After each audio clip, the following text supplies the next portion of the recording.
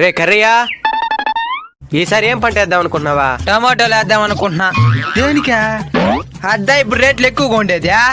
నువ్వు ఇంక పంట వేసి ఆ పంట చేతికొచ్చే లోపల రేట్లు అన్ని తగ్గిపోవే. తగ్గిపోతే పోనీయా, మళ్ళీ రేట్లు వచ్చేదాకా అమ్మకుండా నిలవ చేస్తానా? నిలవ చేసేదానికి అదేమైనా భీమా? టమాటాలు కుళ్ళిపోతాయిరా. ఎందుకు నవ్వుతున్నావ్యా? మా ఇంట్లో ఫ్రిడ్జ్ ఉండే. సరే తెలివి మంత్రులు అనుకున్నా నిన్ను. శుద్ధ దద్దమ్ముకున్నావు కదరా నువ్వా?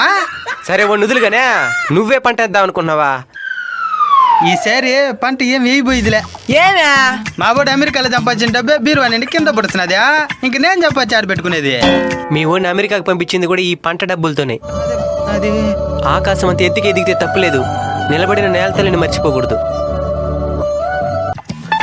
బీరువా ఇంటి కింద పొడుస్తున్న దుడ్డు.